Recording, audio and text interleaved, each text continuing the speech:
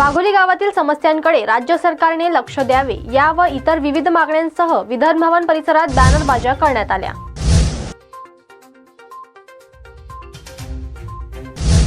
ठाण्याच्या तरुणीवर ज्या पद्धतीने अन्याय झालेला आहे, अत्याचार झालेला आहे, SIT जरी स्थापन झाली DCPच्या अंडर तरी अजूनही या आरोपीवर 307 कलम टाकलेलं नाही। कारण त्या आरोपीनं बेदरकार वाहन चालवण्याचं जे कलम आहे ते चुकीचं आहे। बेदरकार वाहन चालवणं म्हणजे रस्त्याने स्पीडनी चालवणं, कोणाला तरी उडवणं असं, पण यांनी उडवून पुन्हा रिव्हर्समध्ये गाडी घेऊन त्या मुलीला फ्रॅक्चर केलेलं आहे।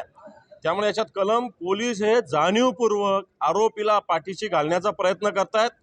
कोणतरी राज्याचे MSRDCचे सेक्रेटरी अनिल गायकवाड त्यांचा मुलगा तो आहे, त्याचे काही व्यावसायिक हितसंबंध ठाण्यामध्ये गुंतलेले आहे आणि असं असताना त्या मुलीच्या चारित्र्यावर सुद्धा बोललं जातं। मला वाटतं ही चुकीची गोष्ट आहे। जो गुन्हा घडला त्याच्यावर कारवाई व्हावी, त्याच्यावर गुन्हा दाखल व्हावा। आता आज जे कलम दाखल केले याच्यावर कोर्टात सहज जामीन होऊ शकतो।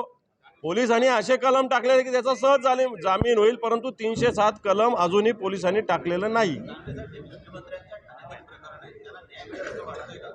हे महाराष्ट्र हे काही कोणाच्या घरचं गाव नसतं, कोणतंही ठाणे असेल कोणाचं घरचं नाही आहे। ते या महाराष्ट्रातील जनतेचं आहे, कायद्याचं राज्य आहे आणि कायद्याचं राज्य आहे म्हणून कायद्याच्या पद्धतीनंच कारवाई करावी लागेल।